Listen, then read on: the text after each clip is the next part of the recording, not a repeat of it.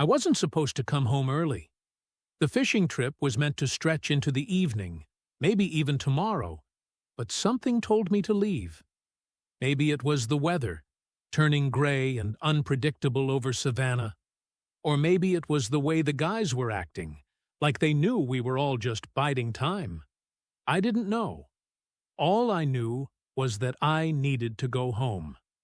The house in Charleston greeted me with an unusual quiet as I walked through the front door. Normally, I'd hear the faint sounds of the TV or Kayla humming around the house. But today, there was nothing. It was that kind of silence that settled deep in your bones.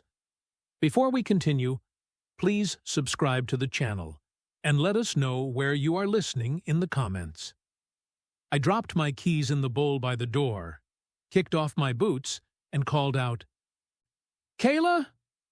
I didn't expect her to answer right away. She wasn't one to jump at the sound of my voice. But something felt off. I didn't hear anything. I walked through the living room, my eyes searching for her. That's when I saw her, sitting on the couch, her back hunched, shoulders shaking. Kayla, my wife of over 35 years, crying. I stopped in my tracks, unsure of what to do. She never let me see her like this. Not after all these years, not after everything we'd been through. "Kayla?" I asked again, quieter this time. "What's going on?" She looked up, her eyes red and swollen. The tears that streaked down her face told me everything. Whatever it was, it had shattered her. I can't, Maxwell. I just can't." I knelt beside her, my hand resting gently on her back, trying to comfort her. She leaned into me, but didn't say anything else. The hurt in her eyes was more than I could bear. There was something deeper than the tears, something unsaid, something that made my gut twist. Then I heard it. The laughter. I turned toward the kitchen, and there it was again. Kimberly's unmistakable laugh, followed by the booming laughter of Nathan and Deborah, her in-laws. They were all in there, and the sound of their voices made my stomach turn. They sounded so carefree, so light-hearted, completely at odds with what I had just walked into. Something wasn't right. Why was my daughter Kimberly laughing with them when Kayla was crying in the other room? I stood up, feeling a sharp pang in my chest. The feeling of betrayal wasn't something I'd expected, not from Kimberly. I walked toward the kitchen, slow at first, trying to piece together what had been left unsaid. As I reached the doorway, I overheard Nathan's voice. "She won't even see it coming. He'll be out of the picture before long." My heart stopped. They were talking about me. I could feel the heat rise in my chest. I stepped forward, my fists clenched. "What's going on here?" I asked, my voice cold and low, cutting through the laughter. They all froze, their smiles faltering as they looked up at me. Kimberly's face immediately soured, her eyes flicking toward her in-laws, then quickly back to me. "Nothing, Dad," she said, her voice flat. "Just talking." I wanted to scream, to demand the truth, but I couldn't. I was frozen, not just by the words, but by the realization that something had shifted. Something in my daughter's eyes told me there was more to this than I could see. I turned back to Kayla, who was still sitting in the living room, staring at the wall, as if waiting for the world to make sense again. My heart broke. Whatever was happening, it was tearing us apart. I walked back to her, sitting down on the couch beside her. She didn't look at me. I took her hand in mine. "Kayla, what is it? What's going on?" She shook her head, not saying a word. I felt the weight of it all pressing on me. The silence between us was heavier than any fight we'd ever had. The words she wasn't speaking were louder than anything else. Have you ever had a moment where you realized something was seriously wrong with your family, but no one was willing to talk about it? The days after the confrontation were suffocating.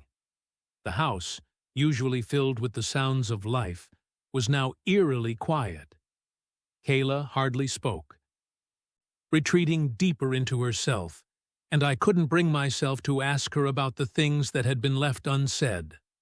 I tried to give her space, but with each passing day, the silence grew thicker. My thoughts were consumed by the situation with Kimberly. I watched her avoid me at every turn. The few times we did speak, the words were cold and distant, as if we were strangers.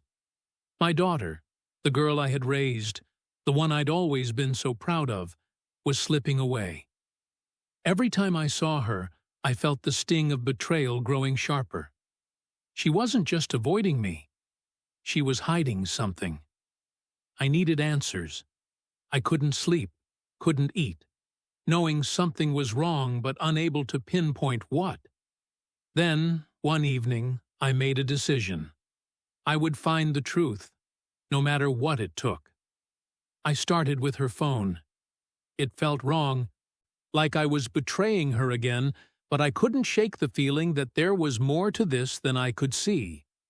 I rifled through the clutter on the kitchen table, finding her phone where she had left it charging. My hands trembled as I unlocked it with the password she had never changed. The first thing that hit me was the sheer number of missed calls. I scrolled through them. Nathan's name appeared more than once. Then there were texts, short, cryptic exchanges that were increasingly hard to ignore.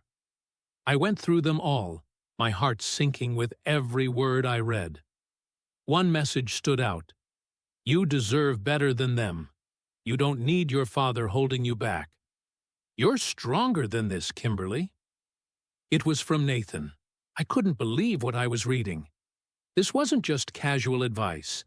It was manipulation, pure and simple. Nathan and Deborah had been planting seeds of doubt in Kimberly's mind for months, feeding her ideas that she was trapped in a life she didn't deserve, that Kayla and I were holding her back. The anger bubbled up in me. How could they do this to her? How could they poison her mind like this? I thought about the times Kimberly had been distant lately, the way she had seemed so cold, and I realized now it wasn't just her drifting away. It was them pulling her in, turning her against us. I knew then that this wasn't just about Kayla and me anymore. This was about our daughter, the one we'd fought so hard for, being turned into someone I barely recognized. I sat back in the chair, feeling the weight of the realization hit me like a ton of bricks. My daughter, the one I had raised, was part of a plan to tear apart our family. The thought was suffocating. When Kayla came into the room, I didn't know how to tell her. I didn't know how to say that our daughter, our own flesh and blood, was being manipulated by people we thought we could trust. She looked at me, her face drawn and pale, as if she already knew something was wrong. "You okay?" she asked softly, her voice so fragile. I nodded, though I wasn't. I wasn't okay at all. "I found something," I said quietly, handing her the phone. "Nathan and Deborah, they've been feeding Kimberly lies. They've been telling her she deserves more, that we're holding her back." Kayla took the phone from me, her fingers trembling as she scrolled through the messages. I watched her face as the weight of the truth settled on her. The pain in her eyes mirrored my own. She's been talking to them, hasn't she?" Kayla whispered, her voice breaking. "They've been turning her against us." I nodded. "I don't know how we got here, Kayla. I don't know how we lost her." Kayla collapsed into the chair, her face in her hands. I sat beside her, wrapping my arm around her shoulders, but it didn't seem to matter. The damage was done. My heart broke for Kayla. We had worked so hard, loved so deeply, and now it felt like it was all slipping through our fingers. I wanted to fix it, to make it right, but I didn't know where to start. The trust was shattered. And no matter how much I wanted to believe Kimberly could come back, something inside me told me it wasn't going to be that easy. Can you imagine how it would feel if your own child turned on you after everything you did for them? Tell me in the comments section. The air in the house was thick, heavy with an unspoken tension as I stood in the living room staring at the front door. Kayla had gone quiet again, retreating into herself, but I couldn't just sit here and do nothing. I needed answers. No more games, no more silence. I wasn't the type of man to run from confrontation, but this was different. This wasn't just about me and Kimberly anymore. This was about family. The people I trusted most, the ones I had fought for, were tearing each other apart, and I had to stop it before it went any further. Kayla was sitting on the couch, staring at the floor. Her hands were clenched tightly in her lap. I knew she was bracing herself for what was coming. She knew, deep down, that we had to face this head-on. There was no running from the truth anymore. The doorbell rang, and I didn't hesitate. I walked straight to the door, my heart pounding with each step. I opened it to find Nathan and Deborah standing there, as smug and self-assured as ever. Behind them, Kimberly stood quietly, her gaze avoiding mine, guilt written all over her face. "Well, well," Nathan said, a thin smile playing on his lips. "Looks like someone's ready to have a little chat." I stepped aside to let them in, but my eyes were locked on Kimberly. "We need to talk," I said, my voice as cold as I could make it. Nathan smirked, walking past me into the living room. "I'm sure you've got a lot of questions, Maxwell. But the fact is, things are changing around here. You need to understand that." Deborah, ever the calm and calculating one, followed him in. "This isn't personal, Maxwell," she said, her voice smooth and polished. "It's just business. And you've had your time." I felt my blood pressure rise. "Business? Is that what you think this is? You've been poisoning my daughter's mind, turning her against us. And for what? Money? Power?" Kimberly looked up, finally meeting my gaze, but there was nothing but hesitation in her eyes. She was caught, torn between the truth and the lies she'd been fed. "Dad, I didn't mean for any of this to happen," she said, her voice barely a whisper. "I didn't want to hurt you." I took a step toward her, but Nathan intervened. "Let her speak, Maxwell. She's made her choice." Kayla remained quiet, her eyes downcast, but I could feel her support in the silence. She didn't need to speak to make it clear she was standing by my side, even if it meant facing the truth. "Kimberly," I said, my voice shaking with both anger and sadness. "How could you let them do this? After everything we've done for you? After everything your mother and I have sacrificed?" She looked at me with tears in her eyes, the guilt finally surfacing. "They said you weren't good enough for me," she whispered, her voice breaking. "That I deserved more. That you were holding me back. They promised me that I could be free. That I could live the life I've always wanted." I felt my heart shatter. It wasn't just that she had been manipulated, it was that she believed it. She believed I was holding her back. That Kayla and I, the very people who had given everything for her, weren't enough. Nathan and Deborah exchanged a look, their smug expressions never faltering. "See? She gets it now, Maxwell," Nathan said, his voice thick with arrogance. "It's time for you to let go. Time for Kimberly to step into her own future." I took a deep breath, trying to steady myself, but the rage inside me was hard to control. "If you think for 1 second that I'm going to stand by and watch you take my family apart for your own gain, you've got another thing coming." I'll cut you out of my life, Nathan. I'll make sure you and your wife never see a dime of anything I've worked for. You don't get to ruin everything I've built." Kimberly flinched, her face filled with fear. She opened her mouth to say something, but I held up a hand, stopping her. "Don't," I said, my voice low and steady. "You've made your choice, Kimberly. You've made your bed. I won't force you to stay. But don't think for 1 second that this won't change everything." There was a long silence. Kimberly stood there, her hands trembling as she tried to process everything. Finally, she spoke. "I'm sorry, Dad. I can't. I don't know how to fix this." I looked at her, my heart breaking all over again. I had tried to reach her. I had tried to hold on to the daughter I once knew. But the truth was, she was already lost to them. "I'm done, Maxwell," Kimberly said softly, tears streaming down her face. "I don't know how to fix this. I can't be here anymore."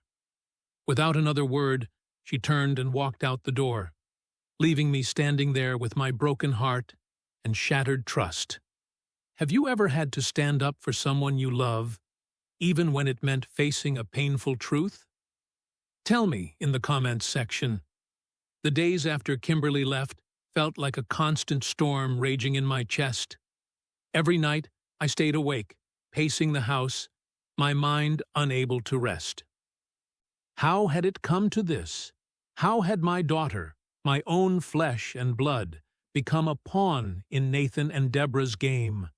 I couldn't let them win. I couldn't just sit back and watch as they destroyed everything Kayla and I had built. I had to protect our home, our life, and above all, I had to protect the family that was still here. But in my heart, I knew things weren't the same anymore. The damage had been done, and I couldn't fix it all. Not yet. I spent hours going through legal documents, old wills, and contracts, looking for anything that could give me an edge. I wasn't going to let Nathan and Deborah take everything. I would fight for what was ours, what Kayla and I had worked for, built, and protected. But something gnawed at me, a deep sense of unease. As much as I wanted to believe Kimberly had chosen them, part of me couldn't shake the thought that she might still be under their influence. It was late one evening when the phone rang, its harsh ring cutting through the silence. I picked it up before I could second-guess myself. "Dad?" Kimberly's voice was small, hesitant. I froze. Hearing her voice after everything that had happened felt like a punch to the gut. Part of me wanted to hang up right then, to protect myself from further hurt. But I couldn't do that. Not completely. Not when it came to her. "Kimberly," I said, my voice rough with emotions I couldn't quite control. "Where have you been? Why haven't you contacted us?" There was a long pause, and when she spoke again, her voice trembled. "I'm sorry, Dad. I didn't know what I was doing. Nathan and Deborah." She paused again, almost as if the words were too heavy for her to say.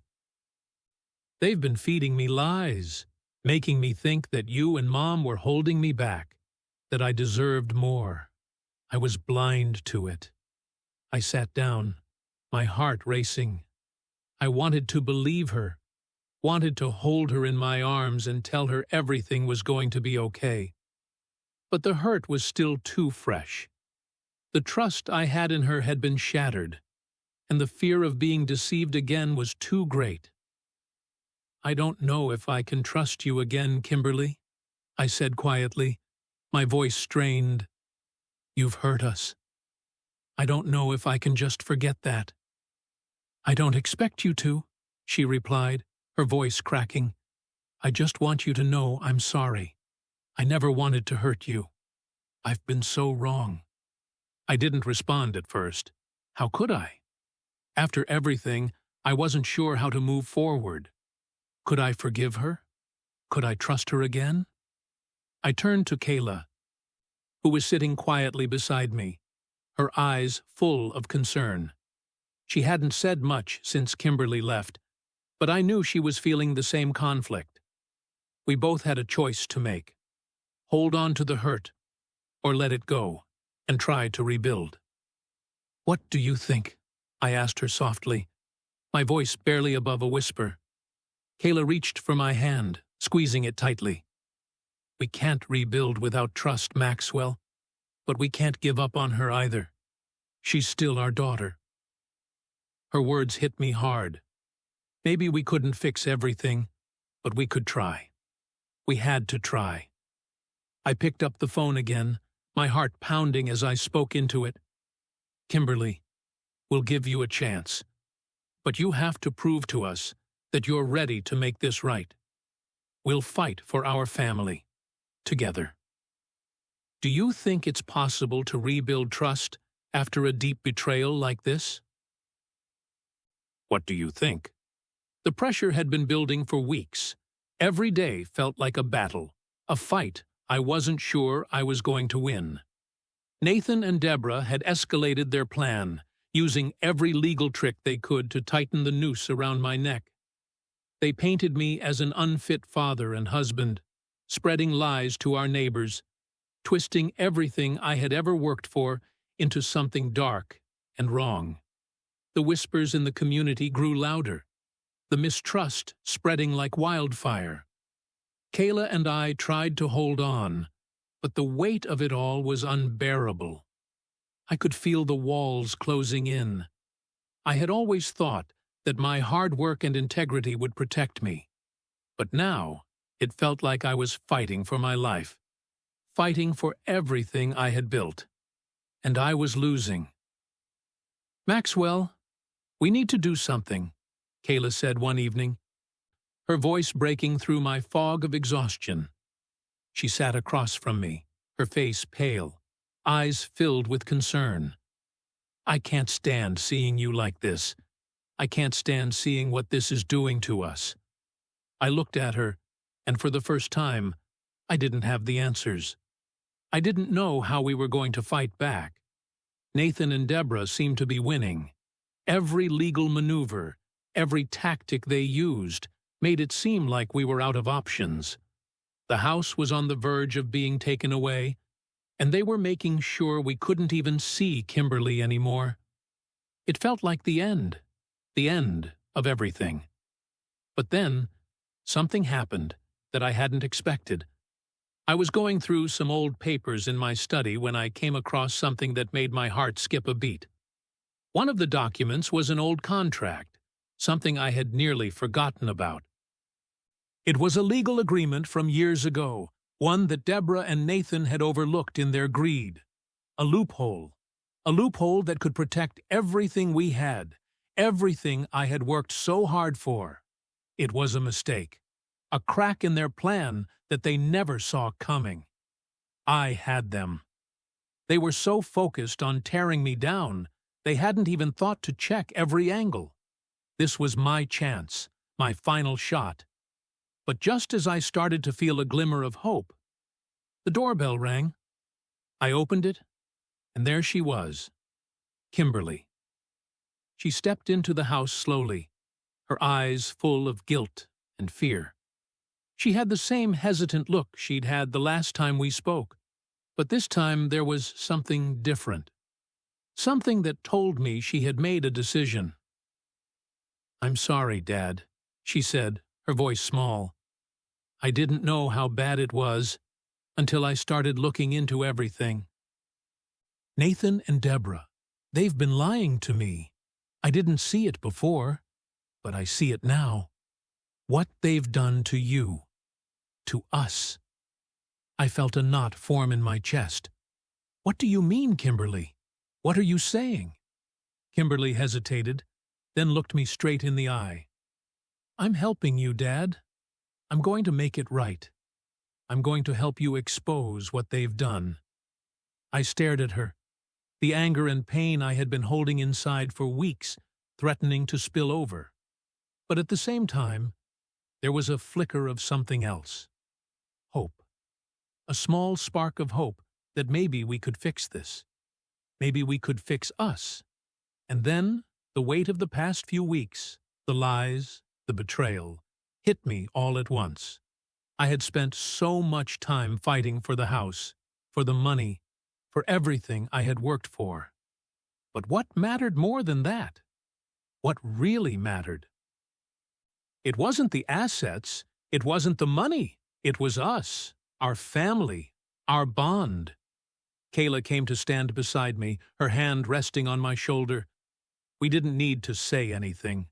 We both knew this was the turning point. It wasn't about the fight for our fortune anymore. It was about fighting for the love we had almost lost, the love we would never let go of. As Kimberly spoke about the steps she was taking to help us, I felt a tear slip down my cheek. It wasn't from the stress or the fear. It was from the overwhelming feeling that maybe, just maybe, we could put this all behind us. Together. Do you think it's fair to forgive someone who has hurt you, even when their actions have nearly destroyed everything you hold dear? The day of the trial arrived like a storm breaking in full force. I woke up early, the weight of everything pressing on me, threatening to swallow me whole. I stood in front of the mirror, staring at the man I had become, tired, weary, but determined. I wasn't just fighting for myself anymore. I wasn't even fighting for the house, the assets, or the money. This fight, the last stand, was for my family, for Kayla, for Kimberly. I could feel the tension in the air as we drove to the courthouse. Kayla's hand rested on mine, her fingers intertwined with mine, her support unwavering. She hadn't said much over the last few days. I hadn't expected her to. The weight of this moment was heavy on both of us, but she didn't have to say anything. Her presence was all I needed. The courtroom was cold, sterile. The air hung thick with anticipation as Nathan and Deborah sat on the other side, smug smiles on their faces. They thought they had won. They thought they had us cornered. But they hadn't counted on the fact that I wasn't going down without a fight. I stood at the defendant's table, my mind running through every detail of the case, every piece of evidence I had gathered. I had found the cracks in their plan. I had exposed their lies, their manipulation. But it wasn't enough. Not yet. The final piece was still missing. As the proceedings began, I could feel the weight of it all. The judge's gaze, the way the room seemed to hold its breath. Nathan and Deborah were confident, almost too confident. They smiled at each other, exchanging glances like they had already won. But then, just as things were about to reach their breaking point, the door opened. I turned, and there she was, Kimberly. Her presence was like a jolt to my system. I hadn't expected her to be there. Not after everything that had happened. But there she was, standing in the doorway, looking every bit like the daughter I had almost lost. Kimberly walked toward the stand, her eyes locked on me for the briefest moment. She looked nervous, unsure, but determined. When she finally took the oath and was sworn in, I couldn't help but watch her closely, my heart beating in my throat. "I want to make something clear," Kimberly said, her voice steady but filled with emotion. "I've made a lot of mistakes. I've hurt my parents. I've hurt my family. But I'm here today to tell the truth. Nathan and Deborah lied to me. They manipulated me. I was wrong." The words hung in the air like a weight lifting off my chest. I had never imagined hearing those words from her, not after everything that had happened. But there they were, coming from my daughter. She wasn't just taking responsibility, she was breaking free of the hold they had on her. As Kimberly's testimony unfolded, the courtroom grew tense. Her words, the truth she was speaking, were a direct blow to Nathan and Deborah's case. She spoke of their manipulation, their lies, the way they had used her for their own gain. She even mentioned how they had tried to turn her against me, against Kayla. But most importantly, she told the truth about the extent of their deceit. It was enough. The tide had shifted. Everything we had been fighting for, the truth, the love, the bond we'd almost lost, was coming back into focus. The weight of the last few weeks, of everything that had led to this moment, finally felt like it was lifting. I turned to Kayla, my heart racing.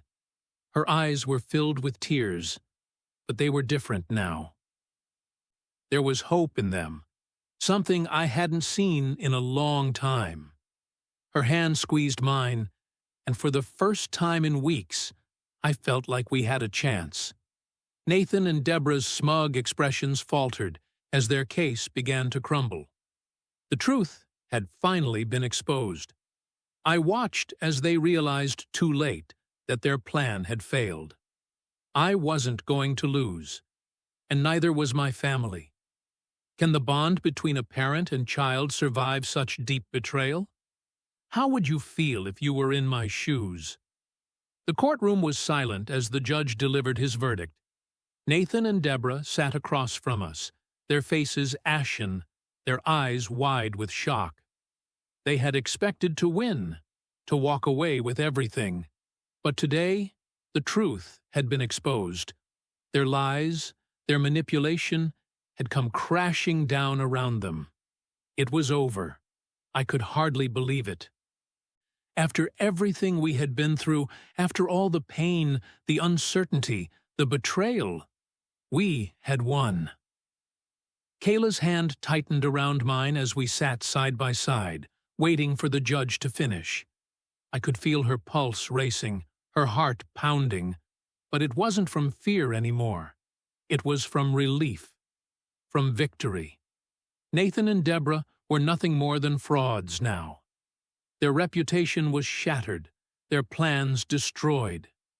They would leave the courtroom in disgrace, their lives forever tainted by the truth we had fought so hard to expose.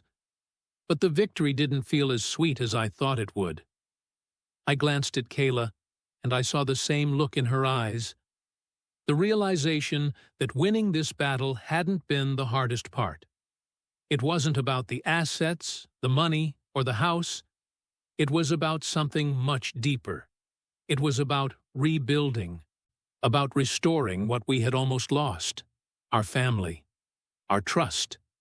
Kimberly stood a few steps behind us, her face a mixture of guilt and hope. She had helped us. She had turned against Nathan and Deborah, finally seeing them for who they truly were. But I knew, and she knew, that the journey ahead wasn't going to be easy. Trust wasn't something that could be rebuilt overnight. It would take time. But there was a flicker of hope in her eyes that hadn't been there before. She wasn't giving up on us. As the judge finished his remarks, I stood, my voice steady and calm as I turned to face the courtroom. I wasn't just reclaiming my family's legacy today. I was reclaiming my family. The real victory here, I began, my voice carrying through the quiet room, is not the verdict. It's the fact that we're still here. We're still together. Nathan and Deborah tried to take everything from us, our home, our money, our dignity. But they couldn't take what matters most, the trust and love that bind this family together. That's what I'm fighting for. That's what matters. I held up the will. The document that would ensure Kayla's inheritance remained protected, but it was more than just paper. It was a symbol of the unity we had nearly lost, a promise that we would rebuild, no matter the cost. The real treasure wasn't the house or the assets. It was the bond we shared. I turned to Kayla, her eyes glistening with tears, and took her hand in mine. For the first time in weeks, I felt like we were on the same side again. Together, we could face whatever came next. Kimberly stepped forward then, her voice trembling as she spoke. I know I've hurt you both. I know I can't undo the damage I've caused, but I want to try. I want to fix this. I want to be the daughter you deserve." The words were soft, but they carried the weight of everything we had been through. She was still uncertain, still unsure of where she stood, but she was willing to fight for our family too. And that meant something. Kayla wrapped her arms around Kimberly, pulling her close. "We'll work on this, sweetheart. It's not going to be easy, but we're going to try." And so, as we left the courtroom, the weight of the world felt a little lighter. We had won, but the real battle was still ahead. Rebuilding wasn't going to be quick.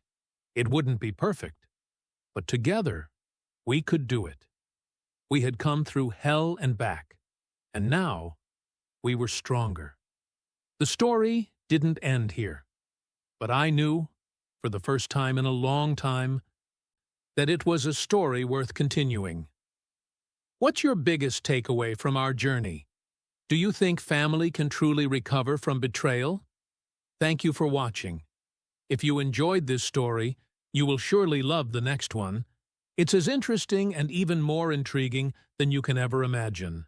So do check it out.